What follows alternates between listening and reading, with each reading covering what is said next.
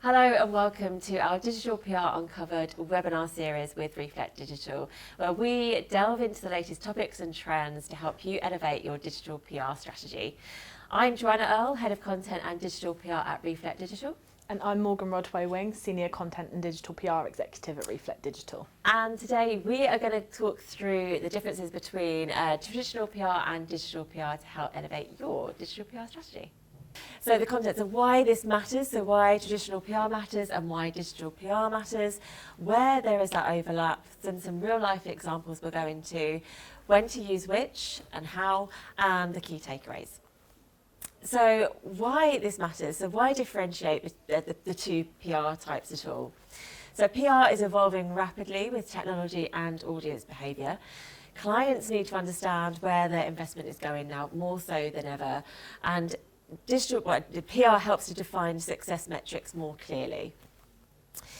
So what is traditional PR then? So traditional PR typically focuses on offline media channels to help shape the public perception of your brand in order to get press coverage via things such as events and stakeholder engagement. So the key tactics that traditional PR uses, so that's press releases to newspapers, TV and radio, product launches and physical events, media briefings and interviews, crisis management through traditional outlets, and the goal really is ultimately to reputation management and brand visibility via earned media.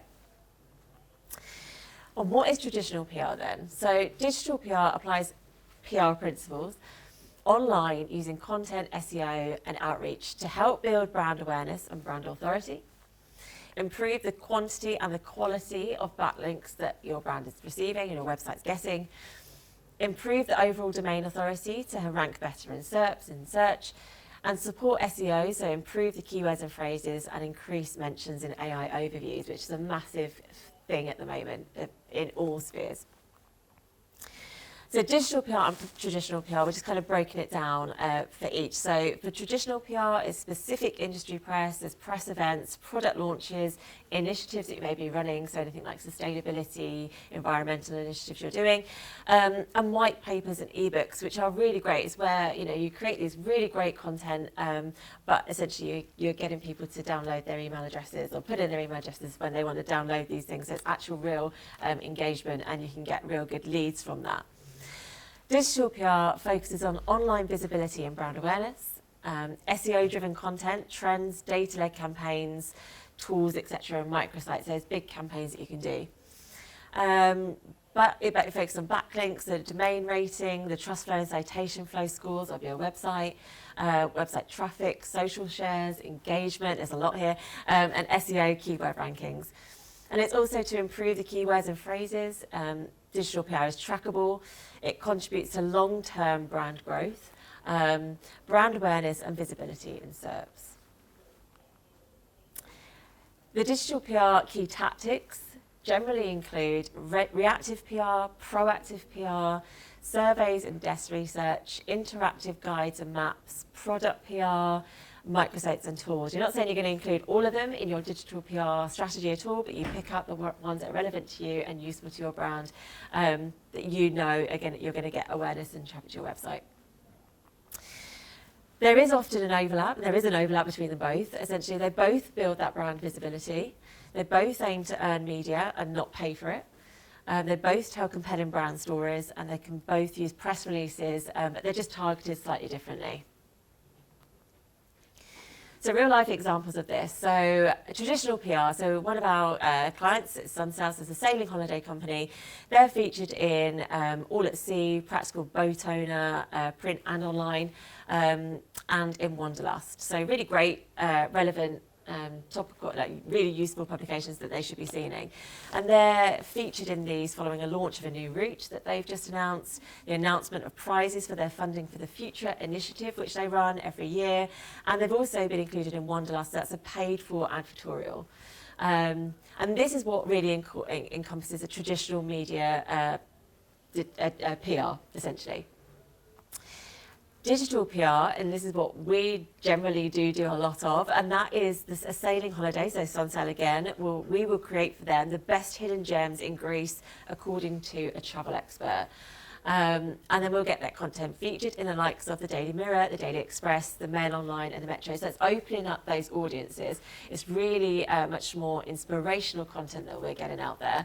And it's giving people that, especially using the expert commentary, that's such a big part of digital PR and traditional PR, to be honest. It's that EEAT, what Google really values, that expert commentary, expertise, trust and relevancy. So it's all really, really key to digital PR.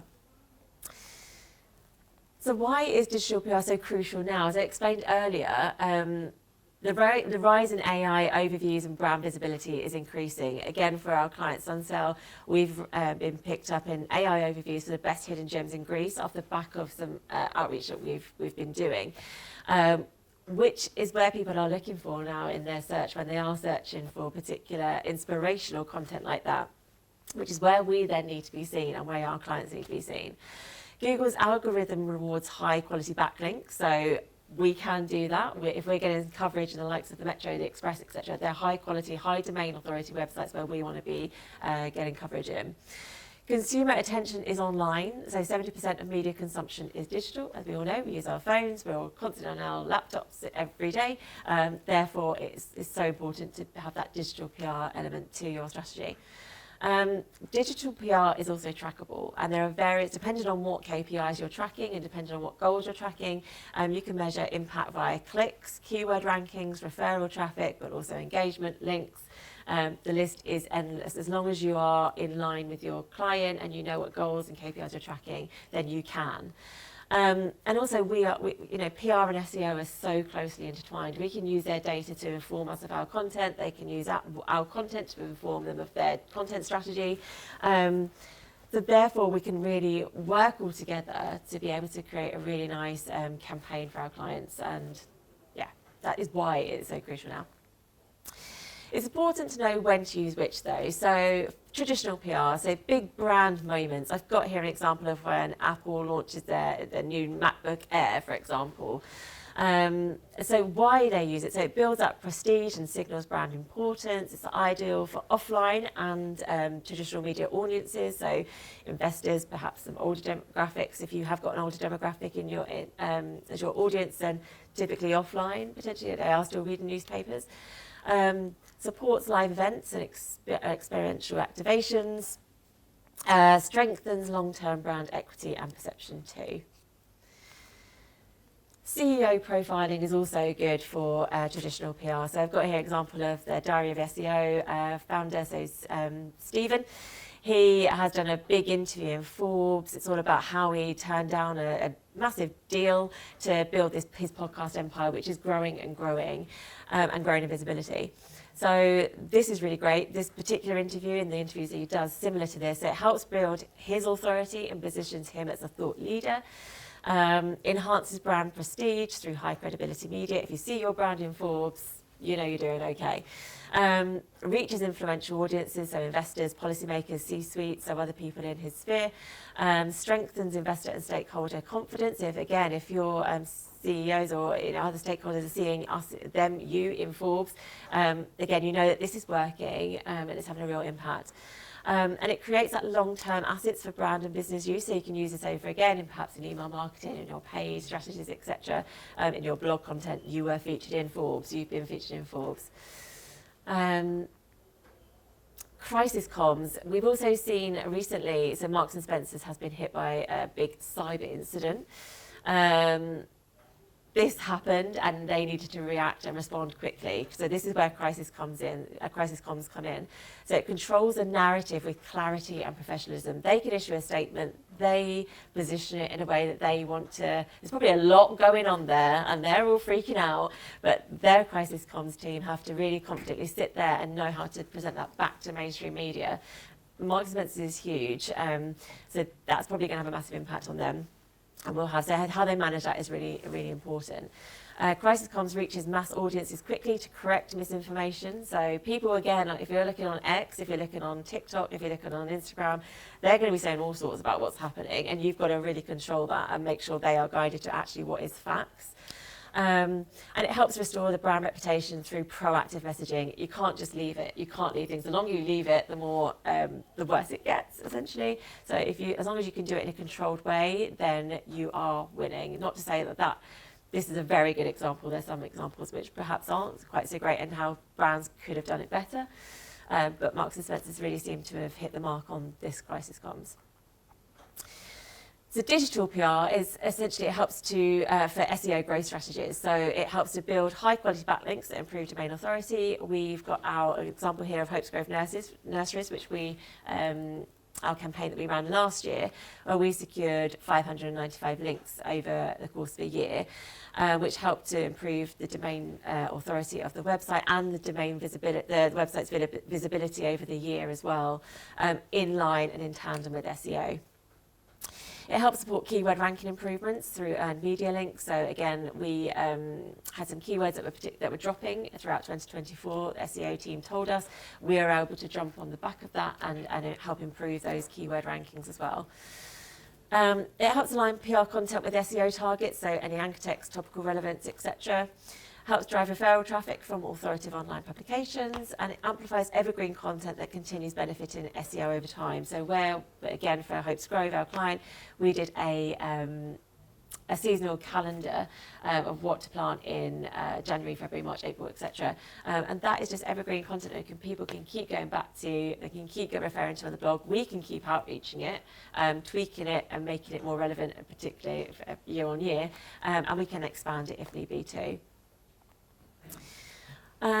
We also use digital PR for product launches and reviews with high link potential. So the independents at Indie, they have a section called the Indie Best, where it is all just product launches, reviews, gift guides, etc., etc. And they will do that continuously throughout the year. There's no stop to them. They are constantly, and it's a really high pressure for any journalists that work in that sphere. That's a very high pressure environment to be in. And so you're looking at securing links and coverage in news, blogs and digital media relevant to your audience. Again, yes, you can be featured in the Indie Best. You've got to make sure it's, your audience are reading that for you to be featured in it. But so you find those ones that there's review sites which is suitable for your client. Encourages online product reviews that boost credibility and search visibility. If you're saying that you've been featured in the Indie Best, that is everything really. If your audience are really read independent as well, or the Telegraph recommends. Drives direct to site traffic from coverage and review pages. It will go straight to that product page, which helps then improve the visibility of those product pages. Ultimately sales. Enables viral amplification through shareable content, video, imagery, stories, etc. You can share that on your Instagram, TikTok, etc. And supports e-commerce and conversion goals. So if you have got a goal that you want to sell your best garden furniture, then that is where you need to be, and where people will be reading, and where people will click through and go, yep, I want that particular piece of garden furniture. And then data-driven campaigns. Again, this is a lot of what we do, daily basis, monthly basis, yearly basis. So earn widespread coverage by creating newsworthy original insights. And that is the key thing, essentially really for traditional PR and digital PR, is that new newsworthy content that you want to be giving journalists with original insights. Generates that high authority backlinks from journalists citing the data. That's what data-driven campaigns do. They appeal to online publishers, that need for fresh research-led content. We are constantly told by journalists that they do want data, but it's got to be fresh. It can be internal data. So we had a client, Everypool, and we used their data based on pet names, and it came with really nice angles and really nice stories. So royal pet names, celebrity pet names, weirdest pet names of 2024. So we were able to use that data and put that into a really nice digital PR content piece.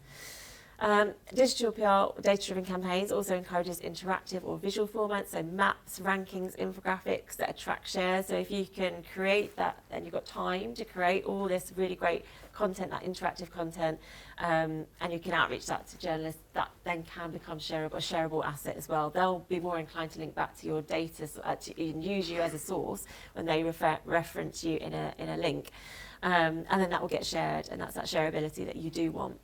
And it also supports a brand authority by owning a topic or trend in that digital space. So if you can come out, and here we've got an example of the best, the shoulder season travel surges by 300% as Brits book getaways.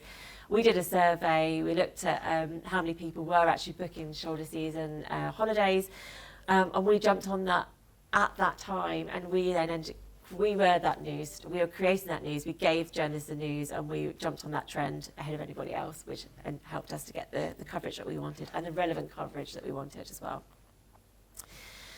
But the modern PR strategy is what I'm calling it. The best practice is integration. So reach audiences both online and offline. You do want to try and incorporate that as much as possible.